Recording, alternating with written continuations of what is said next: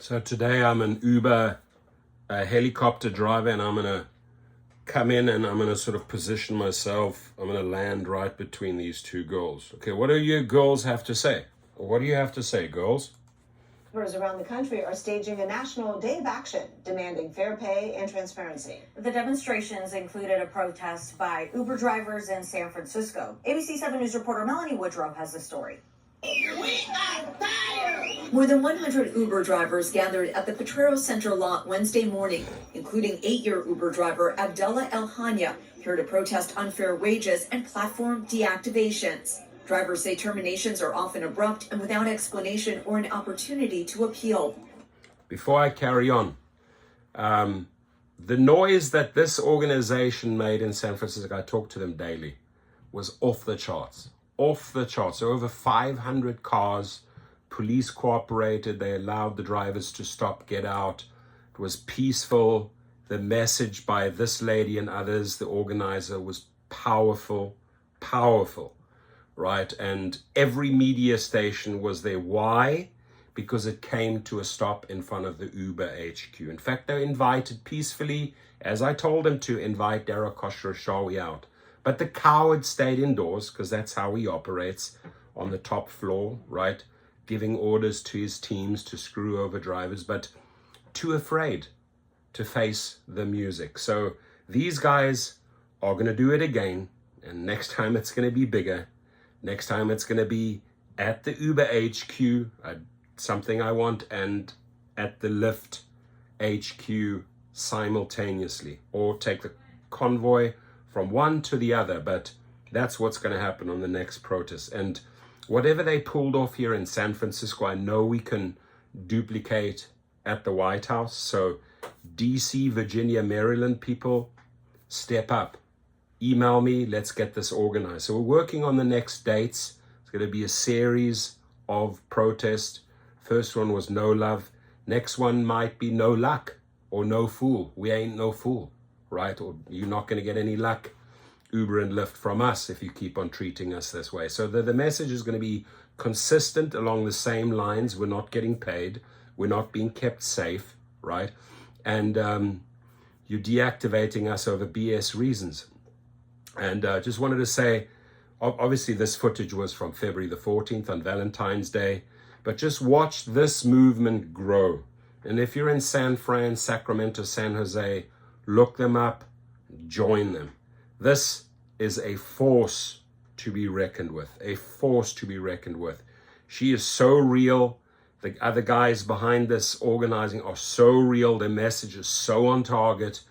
And, you know, what was interesting is that, you know, for hours you're outside of the Uber HQ protesting, and all those little scared little engineers, you could see them at the windows looking out. They even sent me footage. Those guys weren't working, so, you know, they couldn't write any programs to screw over drivers on that day, right? And Mr. Coward, CEO himself, he didn't come out. So, Dara, next time, come out. That's what the drivers demand. If you too chicken, maybe don't even show up on the day, right? Or stay on the top floor. But somebody needs to come out and face the music, because you cannot afford a couple of global protests that will grow in size. As I've said in the other video, I've already activated South Africa big time within 48 hours. Activated Australia, got all the players in place, right? Talking to these guys around the clock. We'll get the White House one going, right? We activated the Brazilian drivers. The guy has 300,000 registered drivers. Activated Mexico. So we're going to instantly throw another 4 countries behind the existing UK, Canada, and USA, already up to 7 countries, which are guaranteed in the next protest, and it will get larger. So the sooner you guys want to talk over there at 144, 1455, you know, and 185 Berry Street, let us know. You know where to find us. Hit us up. Email us, phone us, bring us up to San Francisco. Let's hash out a deal that makes everyone happy. I know what makes French drivers happy. They get $10 Minimum starting point per trip. Starting point, no matter how short the trip is, it's starting point $10. Right? You do 4 or 5 of those in an hour and you've made money. But on these crumbs, we can't survive. That's why these people came out in the big numbers. Being deactivating unfair deactivations, the earnings are going low and low and low. This is like enslavement. We're being enslaved.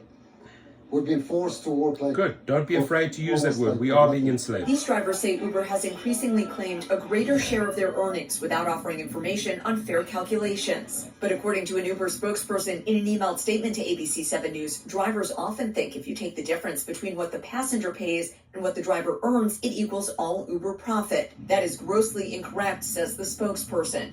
According to Uber's most recent earnings, the take rate is 21.2%. Uber also says it continues to act on driver feedback, including on improving the account deactivation processes. The creativity of these drivers was apparent this Valentine's Day with signs like, "It's not me, it's you," and "Uber is bad boyfriend material." Anna Vasquez is not an Uber driver, but came out to support them. I see a lot of folks struggling. By mid-morning, the caravan of protesters drove to Uber headquarters. Look at that. Where they circled Uber's building before eventually parking in the street and chanting for Uber's CEO to listen. Come out. Shame on you, We Dara. want him to come out and talk to us and face the music. Thank you, baby. How much more of this can we take? Thank you. know? you. Both Uber and Lyft released statements that the protest had no impact on operations or reliability for riders, with Uber adding The protest had no impact on us. Okay, that's what they said in New York. They did it again. Still didn't have any impact on us. They did it again. You did it 4 or 5 times and then they start squealing like little pigs. Right? We have to bring that little piglet sound out in Dara. Gotta make him, Josh Gould and these guys and David Risher squeal like little pigs. You know those little pigs with those little tails? That's how you have to make them squeal, right? And you do it through multiple peaceful protests because their best line, their first go-to message is "F you, it didn't work." Okay, we'll do it again. We'll add more countries. It's going to cost them, it costs them a fortune. And guess what? Investors don't like it. They said, listen, you got to do something about this. You can't just ignore no safety. You cannot just ignore no pay. Watch the pressure from the top. Watch the pressure developing on all of these politicians in the next few months. We're going to bring it hard and heavy the peaceful way. And I'm going to fly in on my little Uber copter to protest. Majority of its drivers are satisfied. In San Francisco, Melanie Woodrow, ABC7. This woman's a powerhouse. I've spoken to her. She is a powerhouse, right? So let's keep going. San Francisco, I know we work well together. I know the guys all personally. We talk every single day on WhatsApp. You're in for a royal surprise, Mr. Khosrowshahi and Mr. Risher and other CEOs at the next protest, because you will have no idea how big it's going to get. And guess what? All of that is done peacefully.